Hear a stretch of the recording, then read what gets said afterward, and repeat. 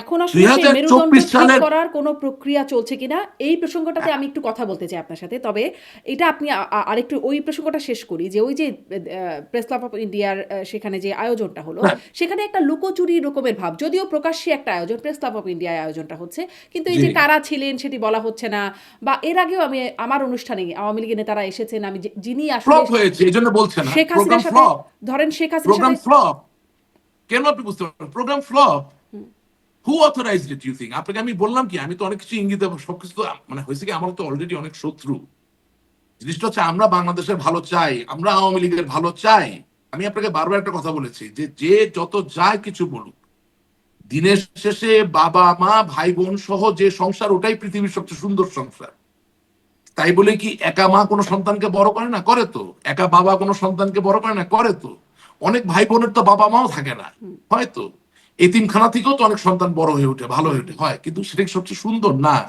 সবচেয়ে সুন্দর ছবিটা হচ্ছে বাবা মা ভাই বোন অ্যাজ এ ইউনিট, কারেক্ট? তো বাংলাদেশ তো একটা সুন্দর দেশ।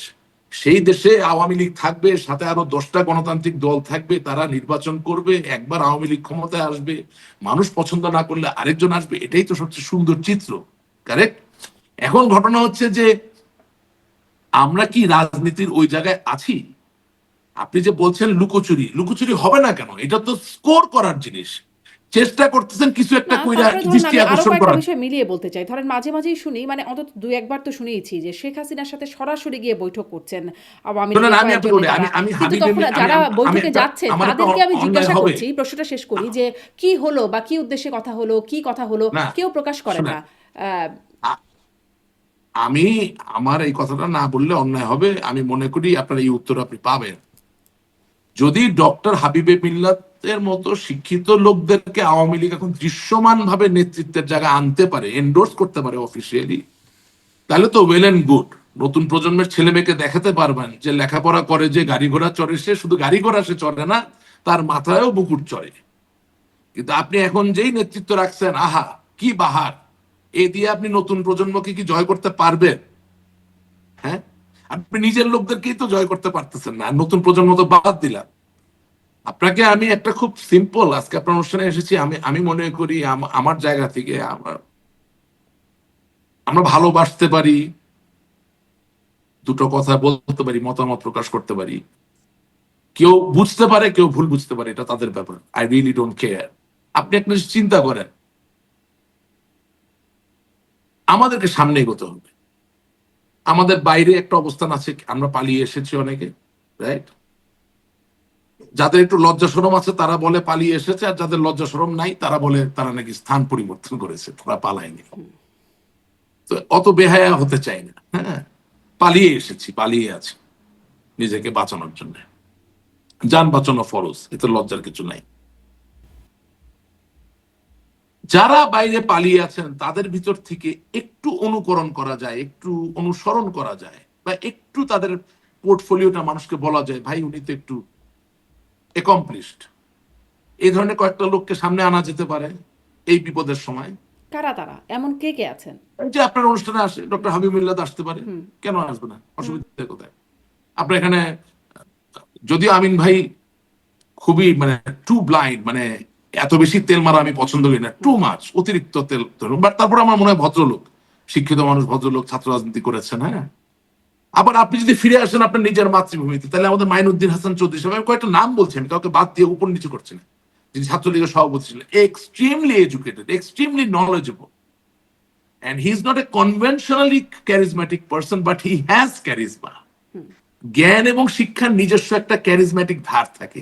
সবসময় একদম অভিনয় কইরা আপনার কি বলে যে রবার্ট ডিনিরোর মতো ডেলিভারি দেওয়া লাগে না। when you are educated, when you are knowledgeable, when you say something, that itself is a charismatic delivery. আপনি মাননীয় হচ্ছে প্রমোট করতে পারেন।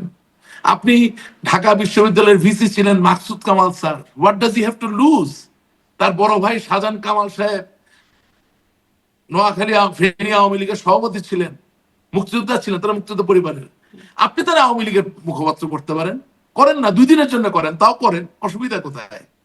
He knows how to speak, he represents A fraternity.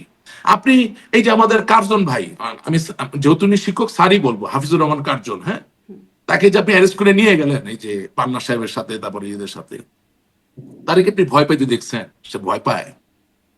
সে তো স্বাধীনতার সপক্ষে মানুষ, সে তো বঙ্গবন্ধুর মানুষ, সে তো আওয়ামী লীগকে সমর্থন করে। আপনি কি প্রমোট করছেন তাদেরকে? এই ধরনের জামাল উদ্দিন স্যার, অনেকে বলতে পারে দুর্দান্ত সাহস, একটু পাগলাটে, তাতে কি? He is willing to take that risk. আপনি কি তারা জায়গা দিচ্ছেন? আমি জানি না কোন আন্তর্জাতিক সমীকরণ আপনি দিচ্ছেন না বা দিবেন না, বাট আমি তো এরকম ধরেন জিনাত হুদা আপা,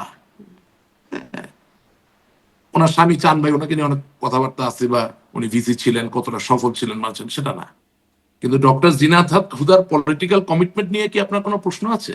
তারা কি আসলে এই দায়িত্ব নিতে আগ্রহী এখন? আপনি তো প্রস্তাব করছেন। তারা নিতে আগ্রহী কিনা আমি জানি না, কিন্তু আপনি কি এক্সপ্লোর করেছেন?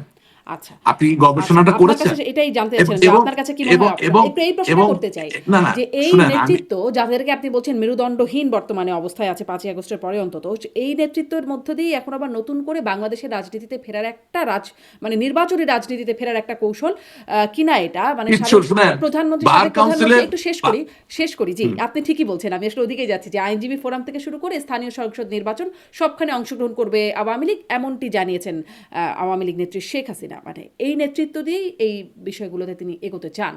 আপনার কাছে এই বিষয়ে কি মনে হয়? আচ্ছা, আমি আগের কথাটা পুরো শেষ করতে পারিনি, আপনার এখানে উত্তর পাবেন, আমি আসতেছি। আওয়ামী লীগ নাকি ফ্যাসিবাদী দল? আওয়ামী লীগ নাকি নিষিদ্ধ? তো নিষিদ্ধ দলে নিশ্চয়ই কোন একটা অপরাধ আছে। আওয়ামী লীগ কোন ফৌজদারি দণ্ডবিধির অধীনে জারিকৃত মামলার কত নম্বর আসামি আপনি জানেন? Do you know? Awami League Awami লীগকে দল হিসাবে কোন মামলায় অন্তর্ভুক্ত না, করা আওয়ামী হয়েছে লীগ এবং তো কোনো কত মামলায় নাম্বার? আসামি হয়নি। রাইট, তাহলে আপনি আওয়ামী লীগকে নিষিদ্ধ করলেন কিভাবে? যদি যৌক্তিকভাবে আওয়ামী লীগকে আপনি নিষিদ্ধ না করতে পারেন, আমার নামে যদি কোনো আনুষ্ঠানিক অভিযোগ না থেকে থাকে, আওয়ামী লীগ যদি কোনো মামলায় অভিযুক্ত 1 নাম্বার, 2 নাম্বার বা 3 নাম্বার বা চতুর্থ আসামি না হয়ে থাকে, তাহলে আওয়ামী লীগের নিযুক্ত আইনজীবীকে বাংলাদেশে, আমি আপনাকে 200 আইনজীবীর নাম বলতে পারবো যারা দিনে দুপুরে আওয়ামী লীগের কথা বলবে ভয় পায় না। আপনি আজ অবধি 18 মাস পার হয়ে গেছে, আপনি একজন আইনজীবী নিয়োগ করলেন না কেন আওয়ামী লীগের পক্ষ থেকে?